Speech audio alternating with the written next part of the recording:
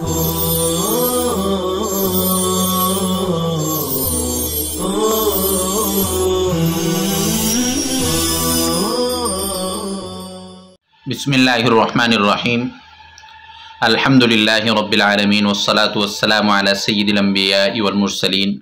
मुहम्मद व अला आलिहि व अस्हाबिहि अजमाइन अम्मा बाद। अज़ीज़ तलबा किराम, गुज़िश्ता सबक में हमने शिरकत सनाए और शिरकत उजूह के मुताल्लिक़ पढ़ा था। इस तरह शिरकत की कुल 4 किस्में हो गई है। पहली किस्म शिरकत मुफावज़ा, दूसरी शिरकत इनान, तीसरी शिरकत सनाए और चौथी शिरकत उजूह।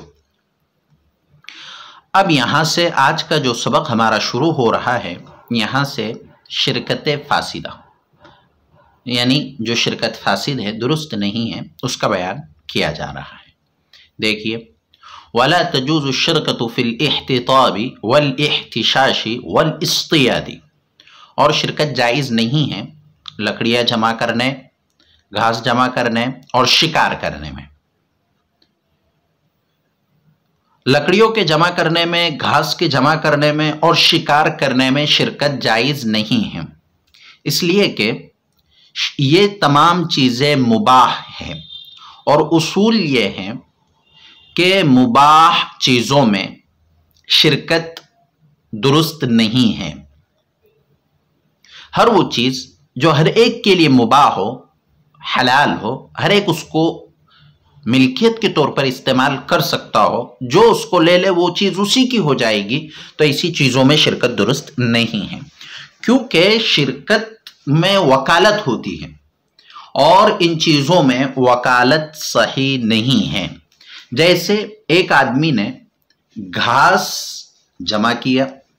या जंगल जाकर लकड़ियां जमा की, तो जो लकड़ियां जमा करेगा वो उसी की हो जाएगी। इसी तरह चाहे जंगल में जाकर शिकार किया जाए जानवरों का, या समंदर और तालाब में जाकर मछलियों का शिकार किया जाए, तो जो शिकार करेगा वो उसका मालिक हो जाएगा। तो अब इसी सूरत में दूसरा शरीक जो उसके साथ है वो चीजें उसके लिए नहीं होगी। हाँ, अगर वो शख्स अपने साथी को अपनी तरफ से बतौर हदिया दे देता है तो ये दुरुस्त है। इसी तरह अगर उन दोनों ने मिलकर लकड़ियां जमा की कि हम आधी आधी लकड़ियां जमा करेंगे, या मैं लकड़ियां तोड़ूंगा और आप लकड़ियां उठाकर लेकर जाएंगे, और वो आपस में तय कर ले, तो फिर ये दुरुस्त होगा। लेकिन ये शिरकत का मामला नहीं होगा, ये हदिया उजरत वगैरह का मामला होगा। तो उसूल और कायदा ये है कि जो चीजें मुबाह हैं और जो शख्स उसको पहले ले ले या जो शख्स उस पर कब्जा कर ले, तो वो चीजें उसी की हो जाती है, उसमें शिरकत की जरूरत नहीं, क्योंकि शिरकत के लिए वकालत होती है और मुबाह चीजों में वकालत नहीं होती है। अब इह्तिताब यानी लकड़ियां जमा करना, इह्तिशाश घास जमा करना, इस्तियाश शिकार करना, इसके अलावा भी वो चीजें जो हर एक के लिए मुबाह और जायज हो, उसमें शिरकत सही नहीं है।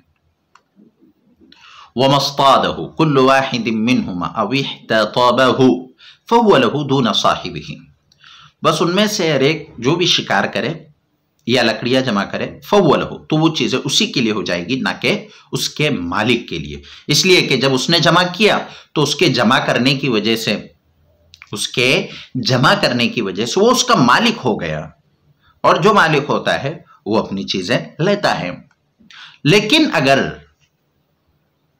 ऐसी सूरत पैदा हुई कि दोनों ने लकड़ियां एक साथ जमा की, तो अभी जैसे कि बतलाया गया, तो फिर वो आपस में तकसीम कर लेंगे। वइज़ा इश्तरका वलिअहदिहिमा बग़लुन वलिलआखरि रावियतुन यस्तक़ी अलैहा अल-मा वल-कस्बु बैनहुमा लम तसिह अश-शरकतु वल-कस्बु कुल्लुहु लिल्लज़ी इस्तक़ल माअ व अलैहि अज्रु मिथलु अर्रावियति इन कान अल-आमिलु साहिबुल बग़ली व इन कान साहिबुर रावियति फ़अलैहि अज्रु मिथलुल बग़ली فعلیہ اجر مثل البغل۔ اور جب دو شریک ہوئے اور ان میں سے ایک کا کھچر ہے اور دوسرے کا چرس ہے، مشک ہے، یعنی جس کے ذریعے سے پانی وغیرہ پلایا جاتا ہے، یستقی علیہ الماء، جس سے وہ پانی پلائے، والکسب بینہما، اور کمائی ان دونوں کے درمیان ہو، تو یہ شرکت صحیح نہیں ہے، اور کمائی پوری کی پوری اس کی ہوگی جو پانی کھینچے، اور اس پر مشق کی اجرت مثل لازم ہوگی اگر عامل کھچر کا مالک ہو، اور اگر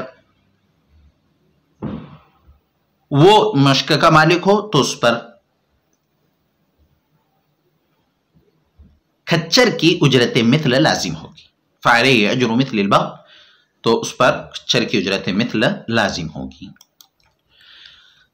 اس عبارت میں یہ مسئلہ بیان کیا گیا ہے کہ مثلا وَإِذَا اشْتَرَكَ، دو لوگ آپس میں ملے اور دونوں نے یہ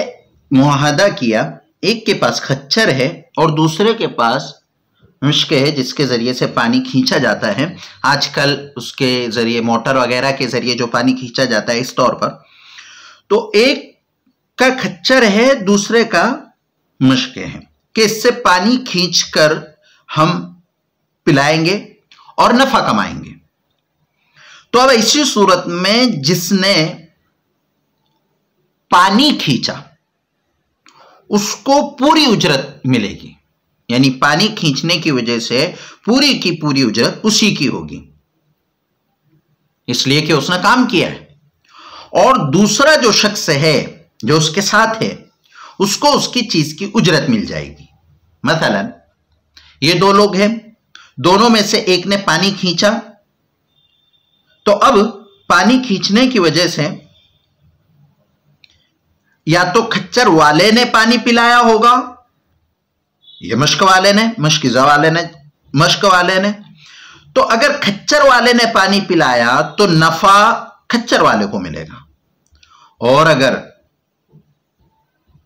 مشک والے نے کام کیا ہے تو نفع اس کو ملے گا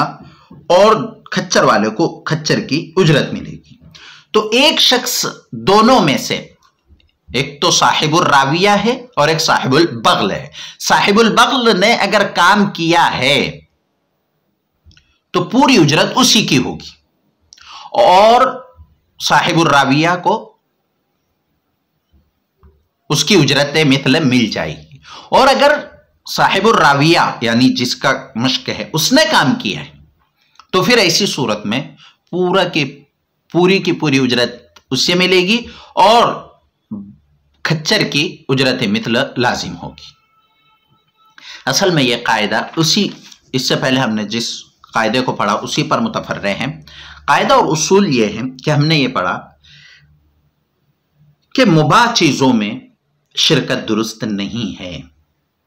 اب جب مباح چیزوں میں شرکت درست نہیں ہے تو پانی بھی مباح ہے اور پانی کھینچ کر یہ شرکت کرنا چاہ رہے ہیں، تو دونوں کا گویا کہ قبضہ ہے، تو اب دونوں کا جب اس میں قبضہ ہو رہا ہے تو پانی ایک مباح چیز ہے، جو اس پر قبضہ کر لیتا ہے وہ اس کا مالک ہو جاتا ہے،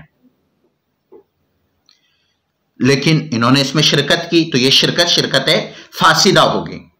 اور جب شرکت فاسدہ ہوتی ہے تو اس میں جو اصل عامل ہوتا ہے اس کو پوری اجرت ملتی ہے،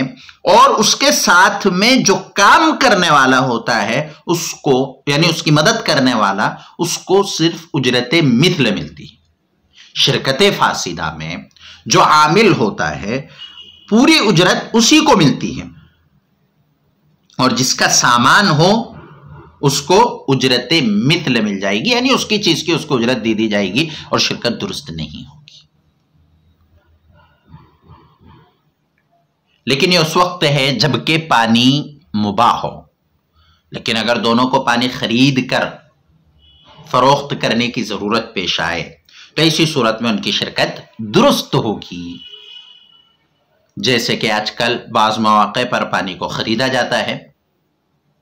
اور پانی کی خرید و فروخت ہوتی ہے، تو اسی صورت میں پھر شرکت درست ہوگی۔ لیکن اگر پانی خریدا نہیں جا رہا ہے بلکہ پانی مباح ہے، کنویں میں، تالاب سے، سمندر سے پانی لایا جا رہا ہو تو یہ مفت ہوتا ہے، اس میں شرکت درست نہیں ہوگی۔ وَكُلُّ شِرْكَةٍ فَاسِدَةٍ فَالرِّبْحُ فِيهَا عَلَى قَدْرِ رَأْسِ الْمَالِ وَيَبْطُلُ شَرْطُ التَّفَاضُلِ۔ اور ہر شرکت فاسدہ میں اس میں نفع راس المال کے بقدر ہوتا ہے اور کمی زیادتی کی شرط باطل ہو جاتی ہے۔ یعنی جب بھی شرکت فاسد ہو جائے تو جس شریک کا جتنا مال ہوگا اسی حساب سے نفع تقسیم کیا جائے گا، اور اگر حصے سے زیادہ نفع لینے کی شرط کی تو وہ شرط باطل ہو جائے گی۔ مثلا ایک شرکت ہے، وہ شرکت فاسد ہو گئی تو اب جس کا جتنا مال تھا مال کے بقدر اس کو اس کا نفع دے دیا جائے گا، اور زیادتی کی جو شرط لگائی گئی تھی کہ میں کم پیسے لگا کر زیادہ مال لوں گا تو یہ شرط باطل ہو جائے گی، اس شرط کا اعتبار نہیں کیا جائے گا۔ وَإِذَا مَاتَ أَحْدُ الشَّرِيكَيْنِ أَوْ ارْتَدَّ وَلَحِقَ بِدَارِ الْحَرْبِ بَطَلَتِ الشِّرْكَةُ، اور جب دو شریکوں میں سے کوئی ایک مر جائے یا مرتد ہو جائے اور دار الحرب چلا جائے تو شرکت باطل ہو جائے گی۔ ہم نے شروع سے ہم ایک چیز پڑھ رہے ہیں، تنعقد علی الوکالتی، کہ شرکت وکالت پر منعقد ہوتی ہے۔ اب جب شرکت وکالت پر منعقد ہوتی ہے تو ایک شریک دوسرے شریک کے لیے وکیل ہوتا ہے، اور جب ایک شریک ہی مر گیا تو شریک کے مر جانے کی وجہ سے یہ شرکت باطل ہو جائے گی، اس لیے کوئی وکیل نہیں رہے گا۔ اب جب وکیل نہیں رہے گا تو شریک باقی نہیں رہے گا، شریک باقی نہیں رہے گا تو شرکت بھی خود بخود ختم ہو جائے گی۔ او ارتد، یا مرتد ہو جائے اور دار الحرب چلا جائے۔ جب مرتد ہو کر دار الحرب چلا جاتا ہے تو گویا وہ موت کے حکم میں ہوتا ہے، جیسے مرنے والا واپس لوٹ کر نہیں آتا، ایسی مرتد بھی اسی کے حکم میں ہے کہ وہ واپس لوٹ کر نہیں آئے گا۔ اس لیے ایسے شخص کے لیے جو مرتد ہو کر دار الحرب چلا جائے وہ بھی گویا مرنے والے کے حکم میں ہے، تو گویا اس کی بھی وکالت ختم ہو گئی۔ جب وکالت ختم ہو گئی تو شرکت بھی ختم ہو جائے گی۔ ہاں، لیکن اگر دو شریک ہیں تب یہ مسئلہ، اگر دو سے زیادہ ہیں، جیسے آج کل کئی شرکاء مل کر تجارت کرتے ہیں کمپنیوں میں، تو کسی ایک کے مر جانے سے یا کسی ایک کے ہٹ جانے سے شرکت ختم نہیں ہوتی ہے، تو یہ مسئلہ اس وقت ہے جب دو شریک ہوں۔ اگر دو سے زیادہ شریک ہے تو جو شخص مر جائے یا اپنی شرکت واپس لے لے تو بقیہ شرکاء اپنی شرکت کو باقی رکھیں گے اور اس شخص کی شرکت کو ختم کر دیں گے۔ وَلَيْسَ لِوَاحِدٍ مِّنَ الشَّرِيكَيْنِ أَن يُؤَدِّيَ زَكَاةَ مَالِ الْآخِرِ إِلَّا بِإِذْنِهِ، اور دونوں شریکوں میں سے کسی کے لیے جائز نہیں ہے کہ وہ دوسرے کے مال کی زکوٰۃ ادا کرے مگر اس کی اجازت سے۔ اب یہ مسئلہ ایسا ہے کہ اگر کوئی شخص اپنے شریک کی زکوٰۃ ادا کرنا چاہے جب وہ صاحب نصاب ہو جائے تو وہ اس کی اجازت کے بغیر ایسا نہیں کر سکتا ہے، کیونکہ ایک شریک کو دوسرے شریک کے لیے صرف وہ تصرف کرنے کی اجازت ہوتی ہے جس کا تعلق تجارت سے ہو، جو متعلقات تجارت سے ہوں۔ متعلقات تجارت کے علاوہ دوسرے شریک کے لیے تصرف کرنا درست نہیں ہوتا ہے۔ اب زکوٰۃ ادا کرنا اس کا تعلق بھی تجارت سے نہیں ہے، لہذا کوئی شخص اپنے شریک کی زکوٰۃ اس کی اجازت کے بغیر ادا نہیں کر سکتا۔ فَإِنَّ كُلُّ وَاحِدٍ مِّنْهُمَا لِصَاحِبِهِ أَن يُؤَدِّيَ زَكَاتَهُ، پس اگر ان میں سے ہر ایک نے اپنے ساتھی کو اجازت دے رکھی ہے کہ اس کی زکوٰۃ ادا کرے، فَأَدَّى كُلُّ وَاحِدٍ مِّنْهُمَا، پھر ان میں سے ہر ایک نے زکوٰۃ ادا کر دی، فَالثَّانِي ضَامِنٌ، تو دوسرا ضامن ہوگا، سواء علم بأداء الأول أو لم يعلم عند أبي حنيفة رحمه الله، خواہ پہلے شخص کو خواہ پہلے ادائیگی کا علم ہوا ہو یا علم نہ ہوا ہو، امام ابو حنیفہ رحمۃ اللہ علیہ کے نزدیک وقال رحمہم اللہ، اور حضرات صاحبین رحمہم اللہ فرماتے ہیں ان لم یعمل لم یضمن، اگر علم نہیں ہوگا تو وہ ضامن نہیں ہوگا۔ اب یہ مسئلہ ایسا ہے کہ اگر دونوں ساتھیوں نے ایک دوسرے کو اجازت دے رکھی ہے کہ وہ اس کی زکوٰۃ ادا کر دے،